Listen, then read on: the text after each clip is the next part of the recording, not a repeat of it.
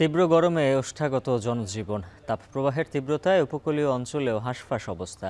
গরমের তীব্রতার প্রভাব পড়েছে পোল্ট্রি শিল্পেও। গরমের প্রভাবের আরও খবর জানাতে বগুড়া ও বরগুনা থেকে যুক্ত আছেন সহকর্মী রাজীব সেলিম ও জিয়াদ মাহমুদ। শুরুতেই যাচ্ছি বগুড়ায়।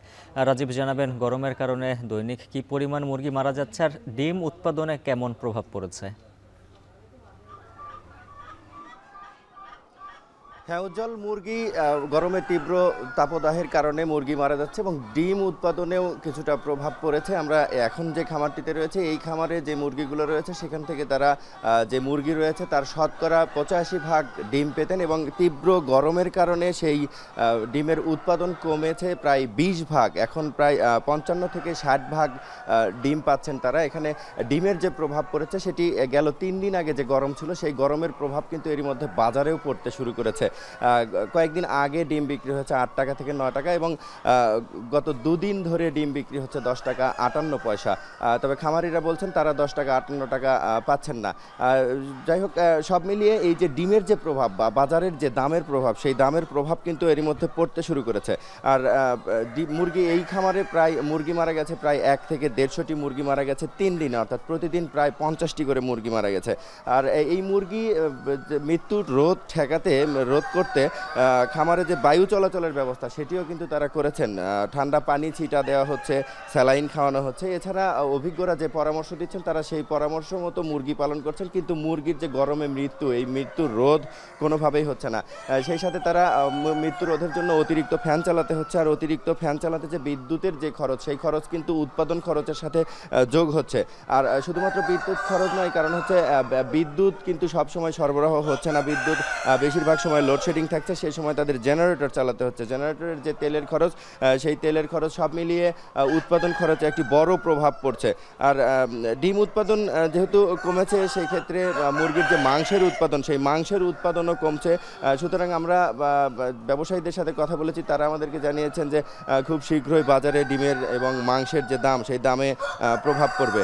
আমি একটু জানিয়ে রাখি যে বগুড়ায় যে তাপমাত্রা ছিল গেল 9 তারিখ থেকে 11 তারিখ পর্যন্ত 39 থেকে 40 ডিগ্রি সেলসিয়াসের মধ্যে ওঠানামা করেছে এবং 12 তারিখে সেই তাপমাত্রা কিছুটা কমেছে, 30.2 ডিগ্রি সেলসিয়াস তাপমাত্রা এসেছিল। কিন্তু গতকাল কিন্তু আবারও তাপমাত্রা বেড়েছে, 35 ডিগ্রি সেলসিয়াস তাপমাত্রা এসেছে।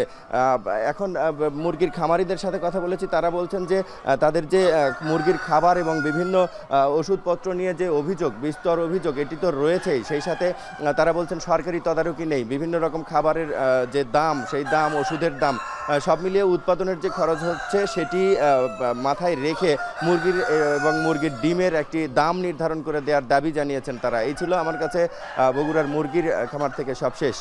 উজ্জ্বল, এবার যাচ্ছে বরগুনায় সহকর্মী জিয়াদ মাহমুদের কাছে। জিয়াদ, জানাবেন উপকূলীয় এলাকায় তাপ প্রবাহের প্রভাব কেমন?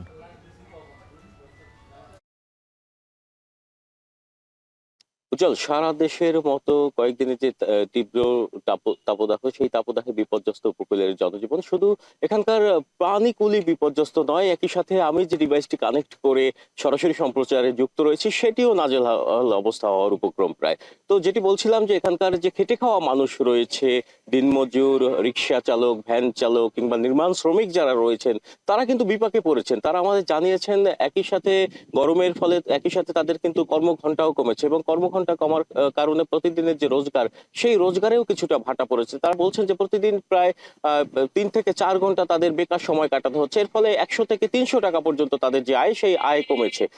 এদিকে এখানকার যারা কৃষক রয়েছেন, মাঠে কাজ করেন, তারাও বিপাকে পড়ছেন। তারা বলছেন যে দুপুরের সময় থেকে বিকাল পর্যন্ত তারা মাঠে কাজ করতে পারেন না, এমনকি তারা তাদের গবাদি পশুটি পর্যন্ত মাঠে বেঁধে রাখতে পারেন না। একই সাথে এখানকার যে বিস্তীর্ণ জলরাশি জুড়ে যে মাছ শিকার করে জেলেরা, তারাও বিড়ম্বনার শিকার হয়েছে বলে আমাদের জানিয়েছেন। শিক্ষার্থীরা বলছেন যে ঘর থেকে বের হলেই তারা সূর্যালোকে ঘেমে যাচ্ছেন। আপনাকে জানিয়ে রাখি যে এখানের যে চলমান তাপদাহের ফলে বাতাসে আর্দ্রতা কমেছে এবং বিগত দিনের থেকে জলীয় বাষ্পের পরিমাণ কিছুটা কম থাকায় শীতের মতো হাত পা শুষ্ক হয়ে যাচ্ছে এবং তাপদাহের ফলে কিন্তু নানা ধরনের ব্যাধিতে আক্রান্ত হয়ে, বিশেষ করে ডেঙ্গু, ডায়রিয়ায় আক্রান্ত হয়ে শিশু থেকে বৃদ্ধরা তারা হাসপাতালে চিকিৎসাধীন অবস্থায় আছেন এবং এই যে আক্রান্তের সংখ্যা কিন্তু প্রতিনিয়ত বাড়ছে। যদিও চিকিৎসকরা বলছেন যে এই তাপদাহের এই সময়টায় তাদেরকে ঘরে থাকতে হবে, বিশেষ করে দুপুর থেকে বিকালের সময়টায় ছায়াযুক্ত স্থানে থাকতে হবে, পানীয় পান করতে হবে বেশি পরিমাণে, এবং একই সাথে যে নির্দেশনা রয়েছে চিকিৎসকের সেই নির্দেশনা মেনে চলতে হবে। যদিও এই যে তাপমাত্রা কমে আসার যে সম্ভাবনা, সেটি কিন্তু 18 তারিখ থেকে শুরু হতে পারে, মানে 18 তারিখের পর থেকে তাপমাত্রা কিছুটা কমতে পারে, তখন কিন্তু জনজীবন কিছুটা স্বাভাবিক হবে। আর এখন যে বর্তমান যে পরিস্থিতি, তাতে কিন্তু উপকূলের যে সর্বস্তরের মানুষ, শিশু থেকে বৃদ্ধ পর্যন্ত, তারা কিন্তু চরম বিপাকে পড়েছেন এবং বিড়ম্বনায় পড়ছেন। তো এখানকার যে আমরা প্রান্তিক পর্যায়ে গিয়েছি, গ্রাম পর্যায়ে গিয়েছি, সেখানেও দেখা যাচ্ছে যে মানুষরা তারা আগের মতো যে জীবনযাপন, দৈনন্দিন কার্যক্রম, সেটি কিন্তু করতে পারছে না। তো এই ছিল বরগুনা থেকে আমার কাছে সবশেষ তথ্য। উজ্জ্বল।